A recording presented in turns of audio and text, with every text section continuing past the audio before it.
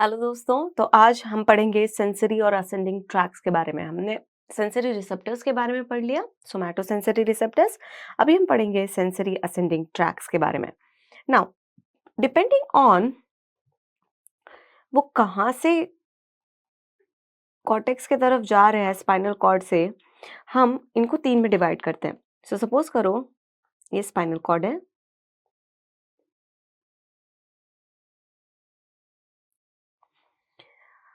अगर मैंने बोला कि यहाँ से कोई फाइबर एंटर कर रहा है, उसके पास तीन ऑप्शन है, या तो वो पोस्टीरियर साइड से जा सकता है, या तो वो लैटरल साइड से जा सकता है, या तो वो एंटीरियर साइड से जा सकता है। So it is having three different option. So उसी के बेसिस पे हम उसको तीन में डिवाइड कर देते हैं। Anterior spinothalamic track, lateral spinothalamic track and dorsal column. So anterior, anterior को हम लिख सकते हैं एंट, है ना, ऐसे ही हम शॉर्टकट लिखते हैं। So you can remember ant. So suppose there is ant और वो आपके बॉडी के ऊपर क्रॉल कर रही है, चींटी, राइट? चींटी अगर क्रॉल कर रही है तो कैसे कैसे सेंसेशंस आएंगे आपको? Crude touch, you are going to feel itch और टिकल, इच और टिकल फील होगा, राइट? सो याद रखना कि एंटीरियर स्पाइनोथैलेमिक ट्रैक से मेनली क्रूड टच, इच, ये सारे सेंसेशन जाते हैं। With that detection of pressure, pressure का डिटेक्शन अगर करना है कि हाँ प्रेशर आ रहा है बॉडी के कोई किसी पार्ट पे, तो उसका डिटेक्शन जो जाता है वो एंटीरियर स्पाइनोथैलेमिक से जाता है। इसी को हम बोलते हैं barognosis. Gno means to know, baro means pressure. So pressure और रिकग्निशन ये जो होती है ये एंटीरियर स्पाइनोथैलेमिक ट्रैक से जाती है। अगर मैं बात करूं एक और सेंसेशन की, that is the sexual sensation,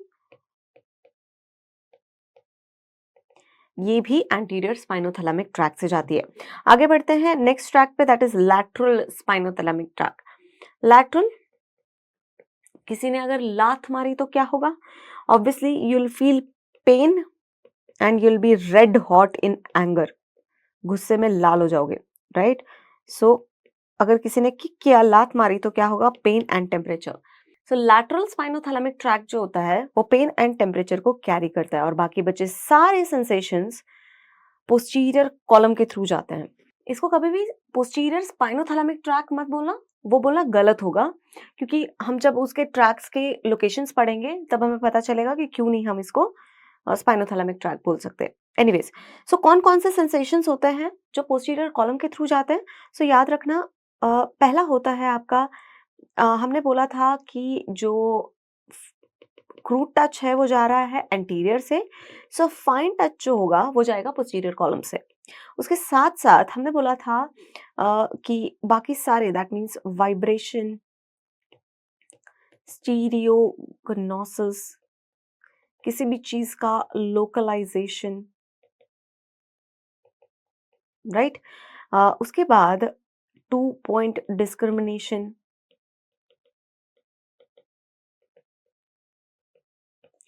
इसके साथ साथ अगर मुझे प्रेशर डिस्क्रिमिनेशन करना हुआ, कहाँ पे प्रेशर ज्यादा है कहाँ पे कम है, तो उसके लिए मेरा पोस्टीरियर कॉलम हेल्प करेगा। Okay, now then there is conscious proprioception. Why I am writing conscious proprioception? पहली चीज, कॉन्शियसली जब भी हम पोजीशन को चेंज करेंगे, जैसे डांसिंग में हो गया, हम कॉन्शियसली वॉक कर रहे हैं कहीं पे, राइट, तब हमारा ये पोस्टीरियर कॉलम हमें हेल्प करेगा। अगर मैं बोलूं अनकॉन्शियस प्रोप्रियोसेप्शन, जिसके बारे में हम अवेयर नहीं है बट स्टिल हमारा पोस्चर मेंटेन रहता है, हम फोन पे लगे हुए हैं, हम वॉक कर रहे हैं, तब भी हमारा पोस्चर मेंटेन रहता है, वो किससे हो रहा है? वो कुछ अलग ट्रैक्स होते हैं, उनको हम बोलते हैं स्पाइनोसेरेबेलम ट्रैक। वो कॉर्टेक्स की तरफ नहीं जाते हैं, rather they go to the cerebellum.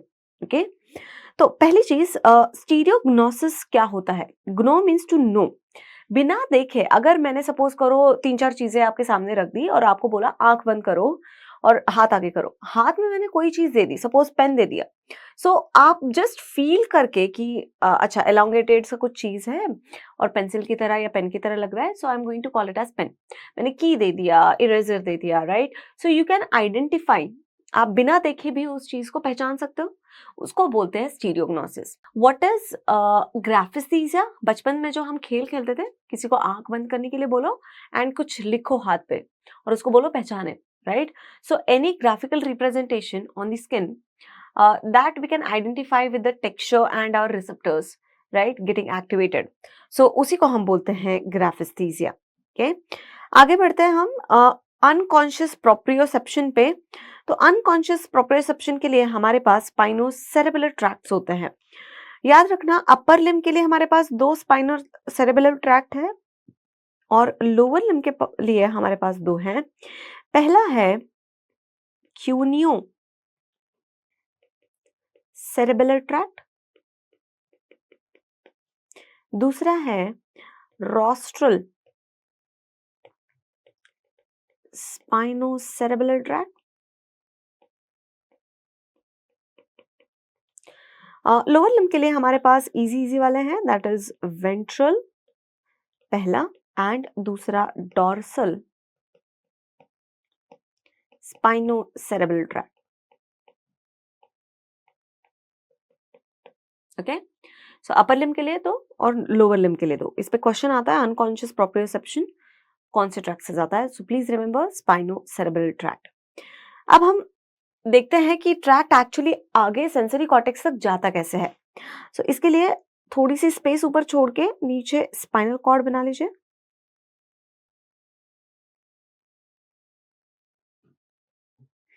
Suppose करो ये हमारा स्पाइनल कॉर्ड है,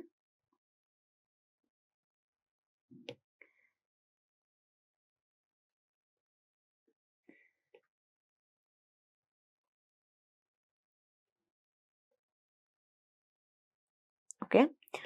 So suppose this is the spinal cord, and if I draw the first order neuron, we know that in the sensory system, the first order neuron is going to be pseudo unipolar neuron. So suppose it is taking the sensations from any body part and coming into the spinal cord. Now we are talking about anterolateral, since their pathways are similar. इन दोनों के pathways similar से होते हैं, so हम इन दोनों को साथ में ही डिस्कस करेंगे। ओके, सो सपोज करो हम लैटरल की बात करते हैं। अगर 3D में आपको बताऊं तो वो स्पाइनल कॉर्ड में एंटर करेगा, राइट? लैटरल दूसरे वाले कॉन्ट्रालैटरली वो क्रॉसओवर होगा और लैटरल से ऊपर चला जाएगा। Since it is a 2D diagram, हम ट्राई करेंगे उसको शो करने का यहाँ पे। So first order neuron enter किया यहाँ पे, राइट? वो यहीं पे एंड हो जाएगा, स्पाइनल कॉर्ड में ही फर्स्ट ऑर्डर न्यूरॉन एंड करता है। यहाँ से सेकेंड ऑर्डर न्यूरॉन निकलेगा इसका, और जो सेकेंड ऑर्डर न्यूरॉन है वो उसी लेवल पे या उसके 1-2 सेगमेंट अबव क्रॉस ओवर कर जाएगा, लैटरल सेगमेंट में जाएगा या एंटीरियर सेगमेंट में जाएगा, और वहां से वो डायरेक्ट जाएगा कहां पर? थैलेमस पर। So it is going to go towards the thalamus. Now यहां से थर्ड ऑर्डर न्यूरॉन निकलेगा और वो सीधा चला जाएगा सेंसरी कॉर्टेक्स में। ओके, नाउ अंडरस्टैंड, इसका जो क्रॉसिंग ओवर हो रहा है या तो वो हो रहा है एट एंट्री लेवल, एंट्री करते ही उसी सेगमेंट में वो क्रॉस ओवर कर जाएगा दूसरे तरफ, या 1 से 2 सेगमेंट अबव ये क्रॉस ओवर कर जाएगा। Okay, so that is the important thing over here. अगर मैं पूछूं आपसे कि इसका जो अरेंजमेंट होता है फाइबर्स का जब ये थैलेमस की तरफ जा रहे होते हैं वो कैसा होता है, सो you can remember that the cervical will be there, then the thoracic, then the lumbar, and then the sacral. So the sacral will be the outermost. Okay, so जैसे जैसे पहले सैक्रल अंदर आता है, राइट? इस साइड पे देखेंगे हम तो सैक्रल पहले अंदर आता है क्योंकि डाउन से हम अप जा रहे हैं towards the brain, right? Receptor की तरफ से ऊपर जा रहे हैं, इसीलिए हम उसको असेंडिंग ट्रैक बोल रहे हैं। सो पहले नीचे वाले सैक्रल सेगमेंट आएंगे, फिर उसके बाद आएंगे आपके lumbar segment, thoracic segment, cervical. But जो वो क्रॉस ओवर हो जाते हैं तो वो ऐसे के ऐसे क्रॉस ओवर हो जाते हैं, सो ऐसे कुछ अरेंजमेंट हमें दिखाई देगी। ओके, अब आगे बढ़ते हैं, नेक्स्ट में देखते हैं डॉर्सल कॉलम। तो देखते हैं डॉर्सल कॉलम कैसे कैरी फॉरवर्ड करता है अपने सिग्नल्स को। सपोज करो अगेन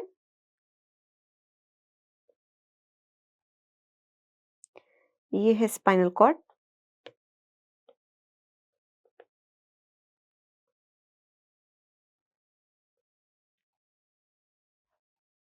ओके। एंड यहां से फर्स्ट ऑर्डर न्यूरॉन एंटर किया। अब ध्यान से देखना, फर्स्ट ऑर्डर न्यूरॉन एंटर करते ही डॉर्सल साइड जाएगा और वहां से बिना किसी साइनैप्स के ऊपर चला जाएगा, ओके। सो सपोज करो ये सेंट्रल पार्ट है, कहां तक ये ऊपर जाता है? ये जाता है मेडुला तक। मेडुला में अपर लिम्ब और लोअर लिम्ब के लिए डिफरेंट डिफरेंट न्यूक्लियस होते हैं, या तो इनको बोलते हैं न्यूक्लियस क्यूनिएटस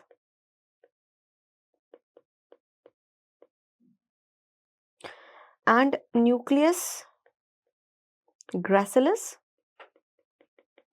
या इनको बोलते हैं fasciculus cuneatus and fasciculus gracilis। बात एक ही है, अगर अपर लिम्ब से जो भी फाइबर्स जाएंगे वो मेडुला में जाएंगे एक स्पेसिफिक एरिया में, उस एरिया को हम बोलते हैं न्यूक्लियस या fasciculus cuneatus। लोअर लिम्ब से जो भी फाइबर्स डॉर्सल कॉलम के आएंगे, जो भी सेंसेशंस लेके, वो जाएंगे कहां तक? न्यूक्लियस ग्रैसिलिस तक, ओके। नाउ यहाँ पे सेकेंड ऑर्डर न्यूरॉन फॉर्म होगा। अब ये सेकेंड ऑर्डर न्यूरॉन कहां पे बना? मेडुला पे। ये मेडुलरी लेवल पे ही क्रॉस ओवर करके ऊपर चला जाएगा, कहां तक? थैलेमस तक। जब ये क्रॉस ओवर करके दूसरे साइड पहुंचा, तब इन ट्रैक्ट्स को हम बोलते हैं मीडियल लेमिनिस्कस। मीडियल लेमिनिस्कस और पोस्टीरियर कॉलम में या डॉर्सल कॉलम में क्या फर्क है? कुछ नहीं, सेम ही ट्रैक्ट है, बस जब वो क्रॉस ओवर कर जाता है तब हम उसको मीडियल लेमिनिस्कस बोलते हैं। क्रॉस ओवर करने से पहले हम उसको डॉर्सल कॉलम बोलते हैं। क्रॉस ओवर करने से पहले you can not say it as a medial lemniscus, but cross करने के बाद भी आप पोस्टीरियर कॉलम उसको बोल सकते हो। थैलेमस से आगे क्या जर्नी होगी इसकी? ये जाएगा आगे सेंसरी कॉर्टेक्स में,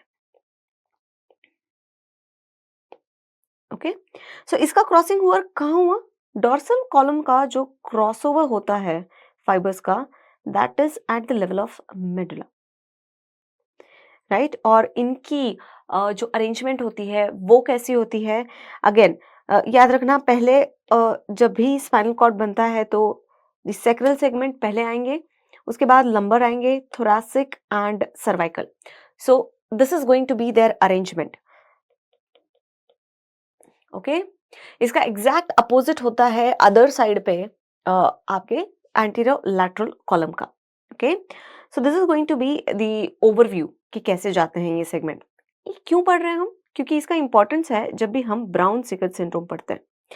ब्राउन सिकट सिंड्रोम में अगर समझना है तो फिर से एक स्पाइनल कॉर्ड बना लेते हैं। अगर ये ब्राउन सिकट सिंड्रोम में होता क्या है वैसे? Brown Sequard syndrome is nothing but the hemisection of spinal cord. Hemi means आधा, आधा स्पाइनल कॉर्ड का लेवल अगर मैंने कट कर दिया तो क्या होगा? सो अगेन हम स्पाइनल कॉर्ड बना लेते हैं। सो सपोज करो ये स्पाइनल कॉर्ड है। नाउ अगर मैंने बनाया, let's say this is the left side and this is the right side of spinal cord. अगर मैंने बोला कि लेफ्ट साइड का let's say antero lateral column आया यहाँ पे, सो सपोज करो ये फर्स्ट ऑर्डर न्यूरॉन था, यहीं पे एंड करेगा, राइट, और क्रॉस ओवर कर जाएगा कहाँ पे? अपोजिट साइड पे इसका second order neuron cross over करके ये लैटरल से ऊपर चला जाएगा, राइट, टुवर्ड्स द थैलेमस। अगर मैं यहाँ पे ग्रीन कलर में या लेट्स से रेड कलर में मैं बनाती हूँ dorsal column of right side, अगर मैंने यहाँ डॉर्सल कॉलम बनाया राइट साइड का, तो अब क्या हुआ? इसने एंट्री मारी स्पाइनल कॉर्ड में और बिना किसी साइनैप्स फॉर्मेशन के ये चला गया मेडुला तक, ओके। एंड मेडुला से फिर ये जाएगा थैलेमस तक, ओके। बट हम स्पाइनल कॉर्ड के हेमीसेक्शन की बात कर रहे हैं। सो अगर मैंने स्पाइनल कॉर्ड के लेवल पे ही कट दे दिया और वो भी हाफ स्पाइनल कॉर्ड का एरिया, सपोज करो ये हाफ कट कर दिया, अब क्या होगा? ध्यान दो, ये वाला जो पर्पल कलर के ट्रैक्स थे ये थे left antero lateral tract, okay. ये क्या कैरी करते हैं? Mainly 3 sensation, that is crude touch, pain and temperature. और जो डोर्सल कॉलम थे वो बाकी सारे सेंसेशंस कैरी कर रहे हैं। नाउ ध्यान दो, ये वाला जो रेड ट्रैक था वो है right dorsal column, right side का डोर्सल कॉलम, लेफ्ट साइड का नहीं, राइट। तो अगर मैंने हेमी सेक्शन कर दिया तो कौन कौन से ट्रैक जाएंगे? कॉन्ट्रालैटरल साइड का, कॉन्ट्रालैटरल साइड का एंटीरोलैटरल स्पाइनोथैलेमिक ट्रैक जाएगा एंड इप्सिलैटरल का डोर्सल कॉलम जाएगा। उनके सेंसेशन भी उसी तरह जाएंगे, that means contralateral loss of pain and temperature, क्योंकि क्रूड टच की कंप्लेंट लेके कोई पेशेंट आपके पास नहीं आ रहा, उसको खुद नहीं पता क्या डिफरेंस है फाइन टच और क्रूड टच में, राइट। सो आपके पास पेशेंट आएगा, contralateral loss of pain and temperature and ipsilateral loss of other sensations, this can be anything, vibration ले लो, प्रेशर डिस्क्रिमिनेशन, 2 पॉइंट डिस्क्रिमिनेशन, सारे जाएंगे सेम साइड के, बस पेन टेम्परेचर क्रूड टच जाएगा अपोजिट साइड का। यही है ब्राउन सिकर्ड सिंड्रोम। आगे बढ़ते हैं, सेंसरी कॉर्टेक्स की बात करते हैं। ट्रैक तो हमने पढ़ लिया, फाइनल डेस्टिनेशन पढ़ते हैं, दैट इज सोमैटोसेंसरी कॉर्टेक्स। अगर मैं बोलूं, सपोज करो ब्रेन का हम अगर लैटरल व्यू देखते हैं तो कुछ ऐसा दिखता है हमें, राइट, वेरी सिंपल। जो फ्रंटल लोब को और पैराइटल लोब को सेपरेट करता है that is known as central sulcus, central sulcus. इसके जस्ट आगे वाला पार्ट होता है प्री सेंट्रल गाइरस और जस्ट पीछे वाला पार्ट होता है पोस्ट सेंट्रल गाइरस। अब इनका फायदा क्या है? जो पोस्ट सेंट्रल गाइरस होता है ये सेंसरी कॉर्टेक्स कहलाता है और जो प्री सेंट्रल गाइरस होता है वो कहलाता है मोटर कॉर्टेक्स। ओके, अब ऑब्वियसली बात है पोस्ट सेंट्रल गाइरस की बात हो रही है तो ये कौन से वाले लोब में होगा? पैराइटल लोब में है। पैराइटल लोब में ये सोमैटोसेंसरी कॉर्टेक्स कहलाता है। अब याद रखना, डिपेंडिंग ऑन ये क्या काम करता है, इसके 2 पार्ट्स होते हैं, that is primary somatosensory cortex and secondary somatosensory cortex. अगर मैं कुछ नंबर्स यहां पे लिखूं 1 2 3,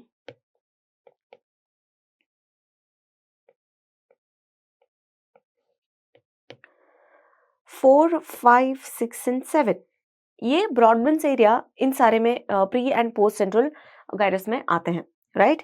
उसमें से एरिया नंबर 3 1 एंड 2 ऐसे ही इसका मॉर्फोलॉजिकल रिप्रेजेंटेशन होता है, इसीलिए हम ऐसा लिखते हैं। आप 1 2 3 भी लिख सकते हो, दैट इज द ब्रॉडबेंस एरिया।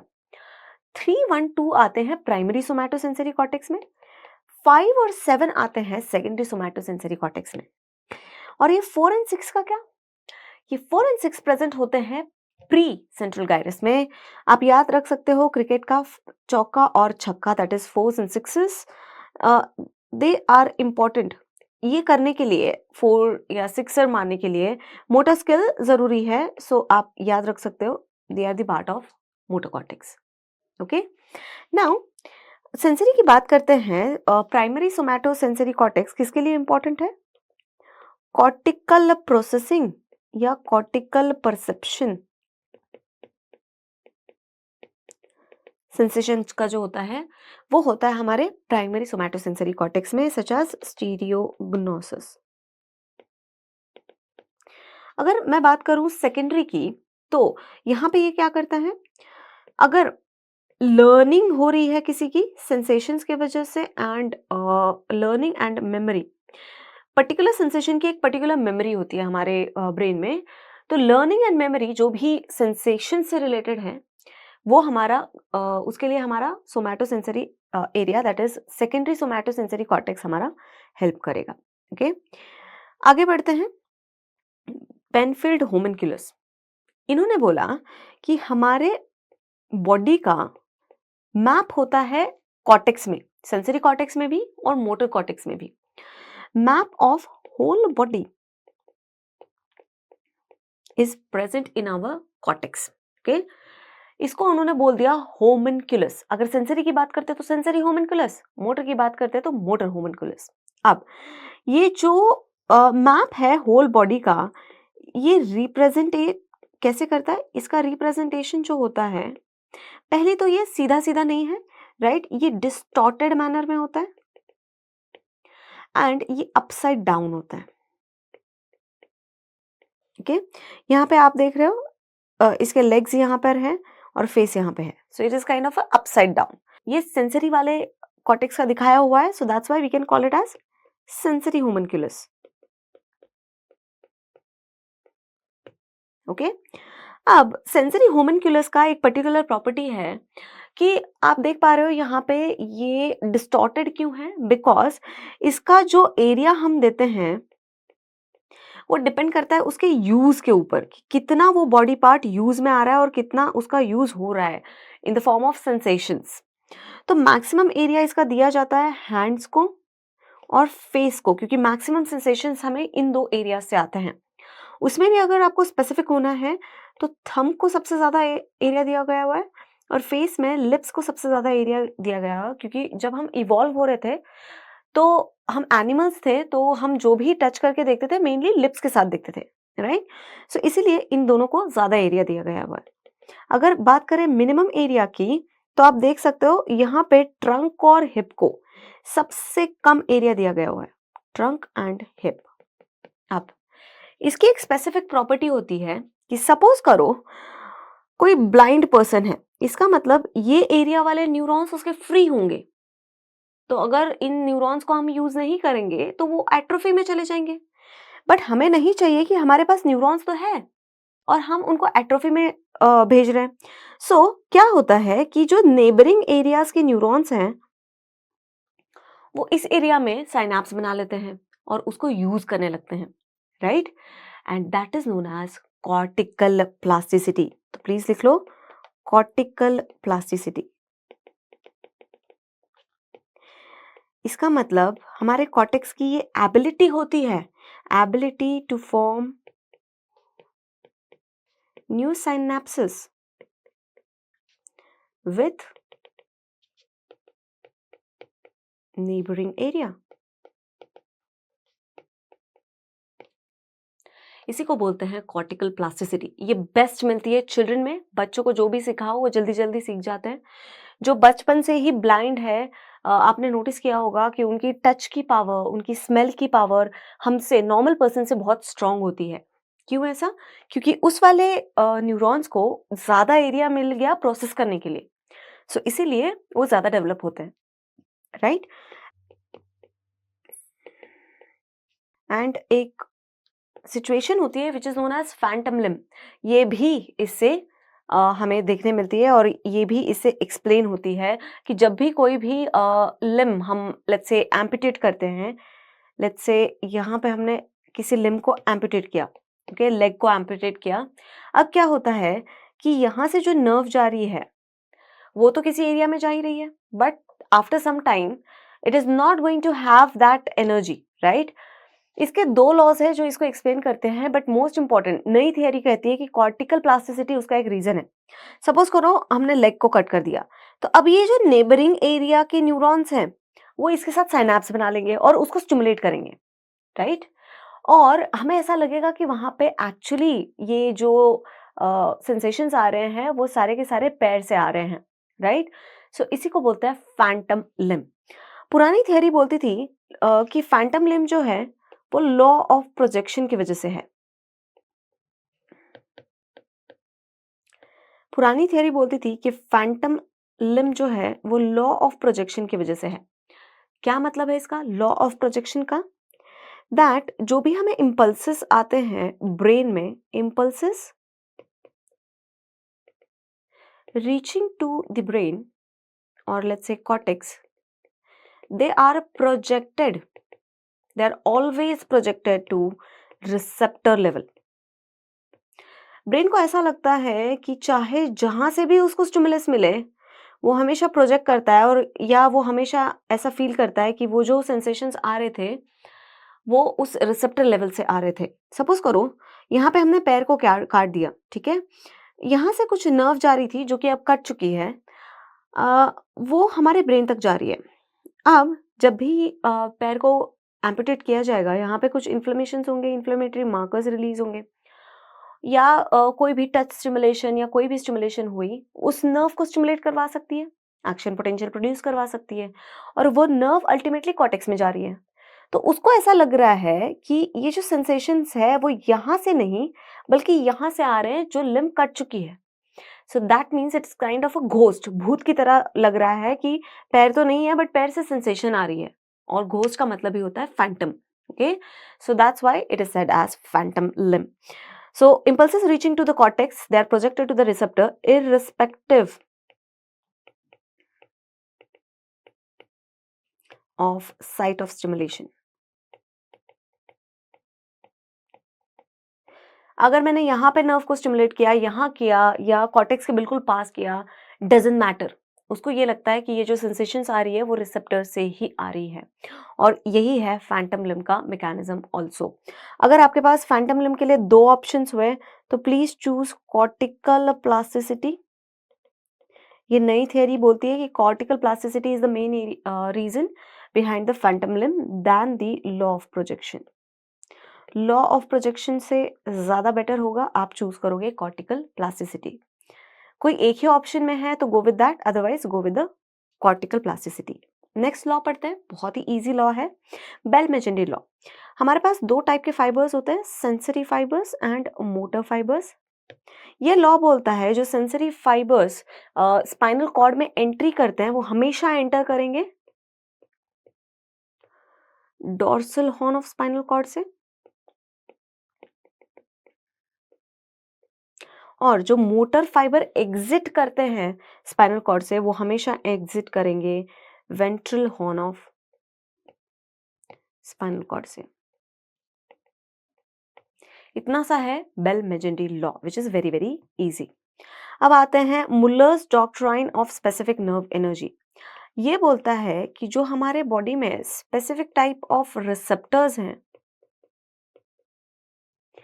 ये स्पेसिफिक टाइप ऑफ एनर्जी को ही, स्पेसिफिक टाइप ऑफ एनर्जी, या हम बोल सकते हैं इस एनर्जी को ही modality, specific type of modality को ही सेंस करते हैं, राइट? और ये स्पेसिफिक टाइप ऑफ एनर्जी जो होती है उसका ट्रांसमिशन होता है नर्व के थ्रू। सो ट्रांसमिशन थ्रू नर्व, ओके, ये जाएगा कॉर्टेक्स में। ओके, सो इसी को बोला गया हुआ है Muller's doctrine of specific nerve energy. जो स्पेसिफिक एनर्जी है वो स्पेसिफिक रिसेप्टर के थ्रू ही नर्व के पास जाती है। ओके, और उसी के वजह से हमें पता चलता है कि हाँ ये सेंसेशन बॉडी में हो रही है। Plus don't get confuse this with the Monro Kellie doctrine. वो बोलता था कि इसका एक रिजिड स्ट्रक्चर है, राइट, जिसमें सीएसएफ, ब्लड और ब्रेन तीन कंपोनेंट्स है। किसी एक का वॉल्यूम बढ़ गया या किसी एक का प्रेशर बढ़ गया तो वो बाकी दोनों को कंप्रेस करेगा। That was Munro Kellie doctrine. ये Muller's doctrine of specific nerve energy है। ओके, प्लस इसके साथ साथ अगर मैं डिस्कस करूं कि ये कहाँ जाएगा, अल्टीमेटली ये कॉर्टेक्स में जाएगा, पर कहीं पे भी नहीं जाएगा, ये एक स्पेसिफिक एरिया में जाएगा कॉर्टेक्स के। It will go in the specific area of cortex, right. अगर मैं इन दोनों को कनेक्ट करूं, एक specific type of energy having the connection with the specific area of cortex, okay, मैं इसको बोल सकती हूं लेबल। लेबल क्या है इसका? लेबल इज द मोडालिटी या जो भी एनर्जी है, that is the label. Nerve is a line, right, and it is going to the specific area. इन दोनों का कनेक्शन है स्पेसिफिक रिसेप्टर के थ्रू। इन सब के कनेक्शन को ही बोला गया हुआ है लेबल्ड लाइन प्रिंसिपल। सो चाहे किसी भी लॉ पे भी क्वेश्चन आए, आपको ये चीज आनी चाहिए, राइट। आगे बढ़ते हैं वेबर फेक्नर लॉ पे। हमने ये लॉ ऑलरेडी डिस्कस कर लिया है। मैग्नीट्यूड ऑफ सेंसेशन फेल्ट, अब इस सेंसेशन फेल्ट को मैं एस लिख सकती हूँ। It is directly proportional to the log of intensity. I is intensity. जब हमने डिस्कस किया था कि जब भी मुझे इंटेंसिटी बढ़ानी है और मुझे फील करना है कि उसका मैग्नीट्यूड बढ़ रहा है, कैसे फील करूंगी मैं? उसका एक्शन पोटेंशियल का एम्पलीट्यूड तो हम नहीं बढ़ा सकते, तो हम फ्रीक्वेंसी बढ़ाएंगे, राइट। सो फ्रीक्वेंसी बढ़ाने से हमें ज़्यादा सेंसेशंस फील होती है। अगर मैं यहाँ पे कोई कांस्टेंट लिख लूँ तो I can write sensation felt is equal to k log I. k is going to be the constant over here. ऐसा सा सेम लॉ होता है कुछ, स्टीवन पावर लॉ। ये बोलता है कि magnitude of sensation felt is directly proportional to the power of intensity. ये पावर मैनर में बढ़ रहा है। सपोज करो ये a इज इक्वल टू 4 है तो fourth power, a is equal to 6 है तो सिक्स्थ पावर। ओके, तो पावर के उसमें सेंसेशन फेल्ट बढ़ती रहती है। अगर मैंने अगेन यहाँ पे कांस्टेंट लगा दिया so k I raise to a। Okay, यहाँ पे k और a जो होता है वो हमेशा कांस्टेंट रहता है, please remember that. Again the I is intensity over here. So that is all about the ascending tract and this lecture. मिलते हैं आपसे next lecture में।